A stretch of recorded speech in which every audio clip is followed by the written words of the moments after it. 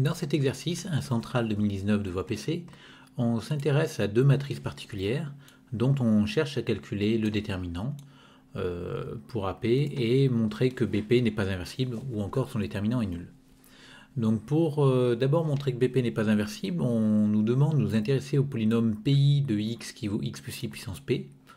Donc la question qu'on peut se poser, c'est quel est le lien entre PI de x et cette matrice BP. Et on voit qu'on pourrait se dire, ben tiens, finalement, ma matrice BP, ses coefficients sont PI de J-1. Ce qui nous amène naturellement à nous intéresser à la famille des polynômes PI, où I varie entre 1 et P plus 2. Et on se rend compte que cette famille de polynômes, c'est une famille composée de P plus 2 polynômes, de RP crochet X, qui lui est un espace de dimension P plus 1. Donc automatiquement, cette famille va être liée. On avait vu dans le cours que dans un espace de dimension n, toute famille libre avait au plus un élément. Et donc là, on a un élément de trop, donc cette famille est liée d'emblée. Donc ça veut dire qu'il existe une combinaison linéaire de cette famille qui c'est nul.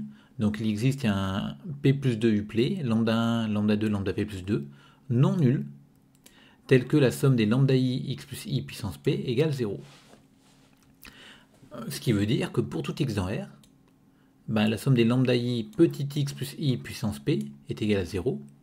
Et en particulier, pour tout j dans 1p plus 2, je peux m'intéresser, du coup, on a parlé tout à l'heure de pi de j-1, et ben on va prendre x égale j-1, et donc ma somme des lambda i pi de j-1, c'est-à-dire i plus j-1 puissance p, est égale à 0. Donc très bien, on a trouvé une relation entre nos polynômes pi, on l'a appliquée en j, mais en fait, cette relation-là, maintenant, il va falloir la voir sur les lignes de P. Qu'est-ce que ça donne sur les lignes de BP? En fait, quand on va regarder les lignes de BP, donc on va les noter LI, et on va s'intéresser à la somme des lambda I LI. Et donc, en première colonne, on va se retrouver avec la somme des lambda I plus 1 moins 1 puissance P, et donc avec une relation de ce genre-là, mais avec J égale 1, parce que J va être constant, colonne par colonne. Donc du coup, pour la premier élément de cette somme-là, de ligne, ben en fait, cette somme-là va faire 0. Pour j égale 2, ben pareil, j est constant, et donc on a vu que ce truc-là faisait 0 pour tout j dans 1p plus 2, donc pour j égale 2, ça fait 0 aussi, etc., etc. Donc chacun des coefficients de cette somme de lignes fait 0, donc cette somme de lignes donne la ligne nulle.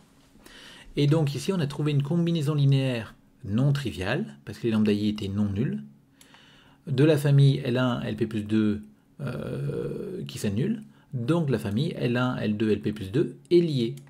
Et comme la famille formée par les lignes de la matrice BP est liée, ben le déterminant de BP est nul, ou encore BP n'est pas inversible. Donc voilà pour la matrice BP. Donc après, on vous demande de calculer le déterminant de AP, et en indication, on vous dit, tiens, on pourra calculer le produit B fois C, où B c'est cette matrice-là, et C c'est cette matrice-ci, donc des matrices qui sont sorties un peu de nulle part. Donc bien sûr ici, a priori, on n'attend pas de vous que vous soyez capable de sortir de but en blanc, tiens, on va prendre B égale ça et C égale ça, et dire, ah ben si on calcule BC, on obtient AP. Donc je pense que sans l'indication, cet exo est très difficile à faire.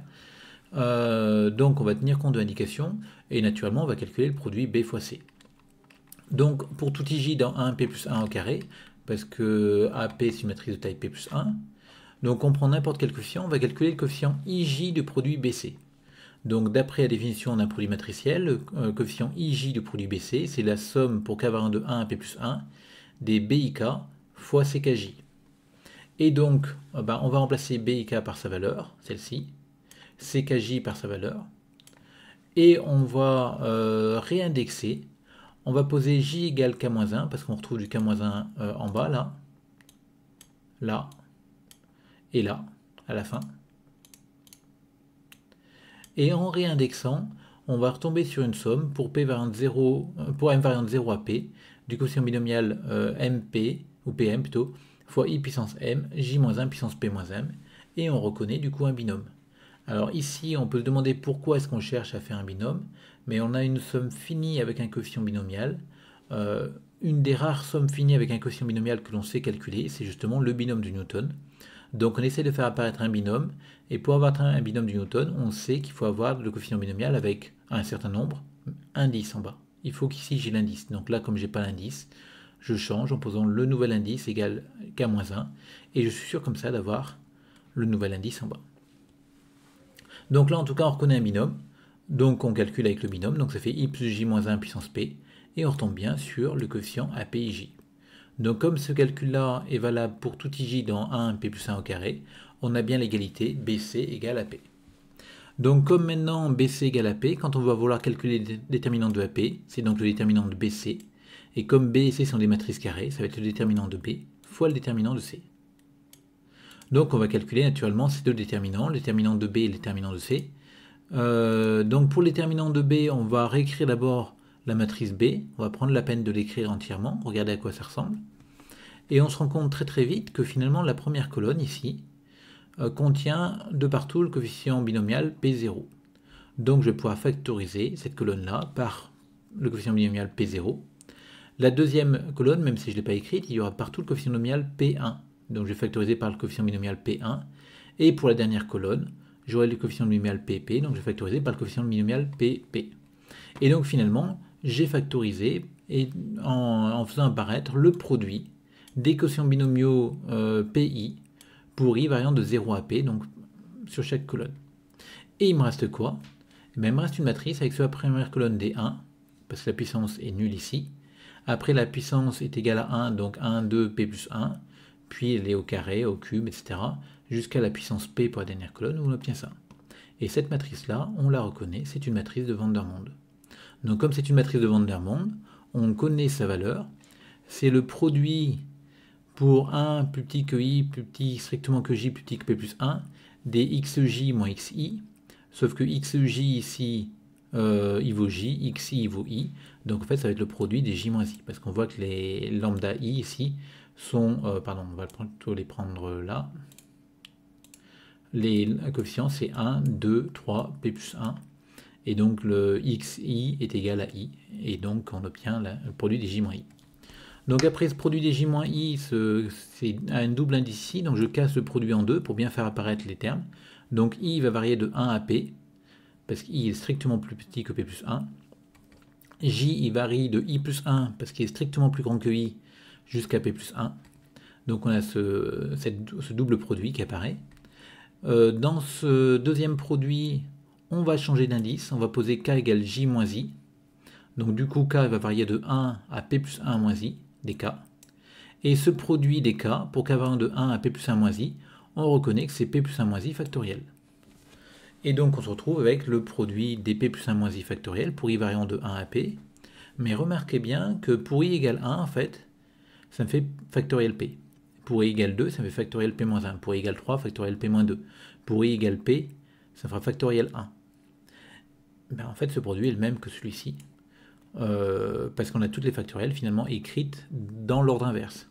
Donc on a fait ça, on peut aussi le voir en changeant d'indice, en posant que i égale p plus 1 moins i. Et du coup, pensez bien ici, comme c'est un moins i qui apparaît là, on va inverser les bornes de la somme ou du produit. Donc la borne du haut va aller en bas et inversement. Donc du coup ici on a ce produit là. On voit que les deux produits portent sur les mêmes termes. Alors, pardon, on peut le commencer à 0, parce que factoriel de 0 est égal à 1. Et du coup, dans ce cas-là, on aura les deux produits qui portent les mêmes indices.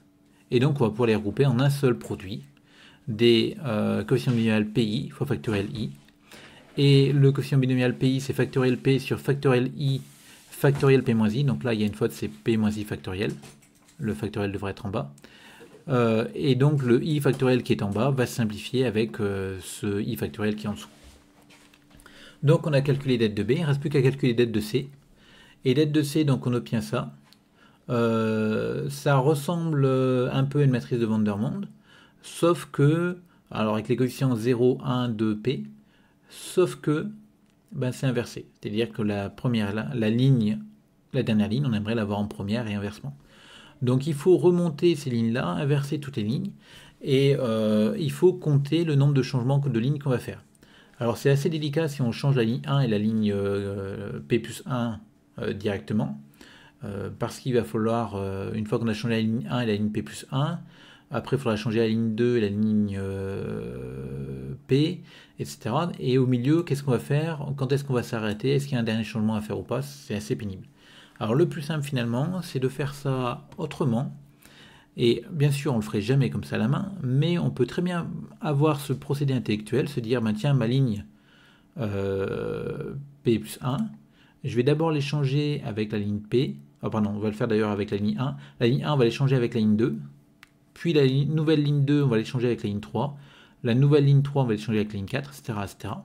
Donc on fait successivement tous ces changements-là, et en fait, l'intérêt, c'est que ma ligne 1 qui était là, au bout de P changements, va se retrouver en dernière position, et toutes les autres lignes vont juste remonter d'un cran finalement. Elles sont toutes montées d'un cran. Et donc du coup, je sais combien j'ai fait de changements. Ma première ligne se retrouve en dernière ligne, et tout le reste est juste décalé. Donc ça, je l'ai mis finalement en bas. Maintenant, je vais faire pareil avec la nouvelle ligne 1, sauf la nouvelle ligne 1, je vais l'amener non pas en dernière position, mais en avant-dernière position. Donc je vais faire le changement ligne K et changer avec ligne K plus 1, pour K variant cette fois-ci de 1 à P-1. Et cette fois-ci, c'est la ligne 2 qui va se retrouver en avant-dernière position, et tout le reste encore est remonté d'un cran. Et on va répéter ces changements-là, jusqu'au dernier moment où on n'aura plus que 2 lignes à modifier, et on fera juste le changement ligne 1 et changer avec ligne 2. L'intérêt étant que cette fois-ci, il est très simple de compter combien on a fait de changements. Là, on en a fait P, P-1, P-2, P-3, etc. 3, 2, 1. Donc le nombre de changements, en fait, on va pouvoir du coup écrire ce moins 1 puissance P fois moins 1 puissance P-1 fois moins 1. Et l'intérêt étant que quand on va regrouper, ça fera moins 1 puissance P plus P-1 plus P-2 plus 1. Et cette somme-là, on sait très bien la calculer. Ça fera P facteur de P plus 1 sur 2. Bon, l'intérêt, c'est que la matrice qu'on fait apparaître après, c'est une matrice de Vandermonde encore une fois. Donc on sait la calculer. Cette fois-ci, mes xi, c'est i-1. Ou alors on peut faire commencer à 0 jusqu'à P au choix. Donc soit on fait commencer de 1 à P plus 1, soit on fait commencer de 0 à P. Et si on fait commencer de 1 à P plus 1, on écrira J plus 1 moins I plus 1. Mais ça reviendra finalement au même à la fin. Et donc on calcule notre produit encore une fois de la même manière que dans la matrice, que pour la matrice B. Et on va obtenir finalement le produit des P moins I factoriel fois moins 1 puissance P, P plus 1 sur 2. Et donc finalement, quand on regarde notre déterminant de AP, c'est le produit des déterminants. Donc là, il y a la même faute de frappe qu'en haut qui se reproduit. Donc en dessous, c'est P moins I factoriel en bas. Et on calcule notre produit ici. Donc le moins 1 puissance P, P plus 1 sur 2, on va le passer devant. Et mes deux produits sont indexés de la même manière. Donc je vais pouvoir les regrouper. Et là, le P moins I factoriel, il est écrit correctement cette fois-ci. Il va simplifier avec ce P moins I factoriel. Donc il va me rester le produit des factoriels P. Factoriel P, ça va être une constante indépendante de I.